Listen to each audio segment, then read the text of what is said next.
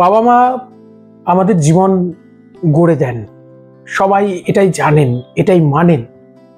বাবা মা ছাড়া আমাদের জীবন শূন্য। বাবা মাকে শ্রদ্ধা করতে হয়, পিতা মাতার প্রতি আমাদের সারা জীবনের কর্তব্য আছে, এই কথাগুলো সকলে জানেন। কিন্তু সেই বাবা মাই যখন নিজের হাতে সন্তানের জীবনটাকে নষ্ট করে দিতে চাইছেন, সন্তান কি করবে? তার সুখের পথেই বাবা মাই বাধা হয়ে যাচ্ছেন। এখন কথাটা হচ্ছে যে দেখুন, আপনারা প্রত্যেকে জানেন বৃদ্ধাশ্রমের গল্প, বৃদ্ধ বাবা মায়ের উপর সন্তানের অত্যাচারের কথাটা, এটা শুনে আসছেন। আজকে যুগ পাল্টেছে, এভরিথিং ইজ পসিবল। সেখানে দাঁড়িয়ে একজন দর্শক বন্ধু আমাদের বলছেন যে আমার বাবা মা শুধু আমার থেকে টাকাটা চেনে। একজন বলছেন যে আমি আমার স্ত্রীর সঙ্গে সুখে থাকি, আমার বাবা মা এটা চান না।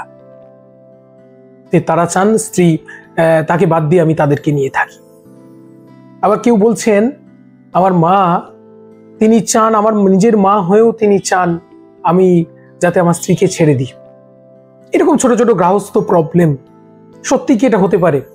আপনারা আপাত দৃষ্টিতে শুনলে হয়তো ভাববেন যে সন্তানই ভুল করে। বাবা মা কখনো ভুল হতে পারে নাকি? বাবা মা জন্মদাতা, তাদের চেয়ে আপন কেউ নেই।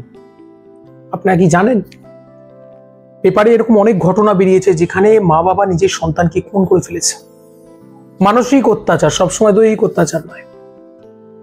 উত্তর হচ্ছে হ্যাঁ, আজকের যুগে সবটা সম্ভব। কারণ আমরা পুরাণের যুগেও দেখেছি হিরণ্যকশিপুর মতো বাবা সন্তানের উপর অত্যাচার করলো, মেরে ফেলার চেষ্টা করলো নিজের স্বার্থের জন্য। ও যুগেও ছিল, এই যুগেও আছে। স্বার্থপর আজকের মানুষ, আর সে যুগের মানুষের তুলনায় অসুরদের মধ্যে আজ যাই হোক কিছু কিছু ক্ষেত্রে তাদের মধ্যে নীতিবোধ ছিল, আজকের যুগে মানুষের কাছে কিচ্ছু নেই। কি করবেন এইরকম যদি কঠিন পরিস্থিতি হয়? কি করা উচিত? নিজের জন্মদাতা পিতা মাতা যখন বিরুদ্ধে চলে গেছে, যখন দেখুন বিরুদ্ধে যেতেই পারে, কিন্তু আমি বলবো সন্তানকে যেহেতু তার জীবনটা বাবা মা দিয়েছে, কর্তব্য ভুললে হবে না। কিন্তু প্রথমে বলবো যে বোঝার চেষ্টা করা। অনেক সময় বাবা মা ভুল করছে, সন্তান বোঝানোর চেষ্টা করছে সন্তান ঠিক, বাবা মা ভুল। কারণ দুঃখগুলো এখান থেকে আসে, এই যে অপ্রকৃত অবস্থা, এখান থেকেই প্রবলেম আসে। যদি এমন হয়, আমি বলবো একদম দুঃখ পাওয়ার কিছু নেই। দেখুন চেষ্টা করতে হবে যতক্ষণ একসঙ্গে থাকা যায়।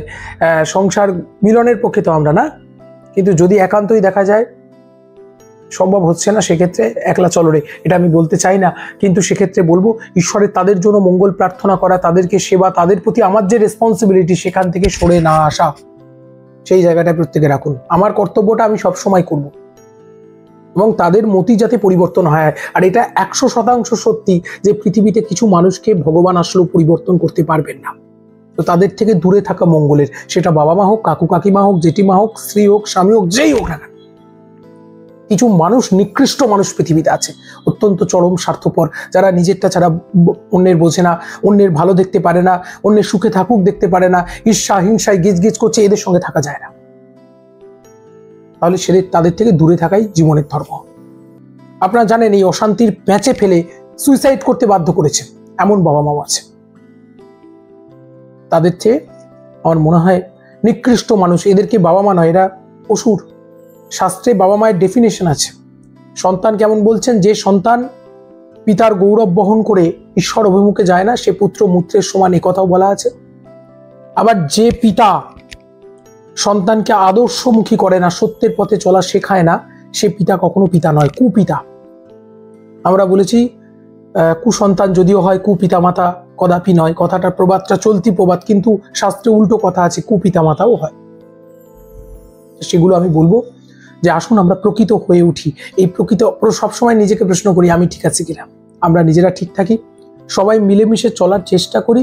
হ্যাঁ, কিছু মানুষ পরিবর্তন হবে না, ঈশ্বরও জানেন পরিবর্তন হবে না, তাদের সঙ্গে তর্ক ঝগড়া নয়, তফাতে একটু চলি। শান্তি জীবনের আসল লক্ষ্য। দেখা হচ্ছে পরবর্তী পর্বে। নমস্কার।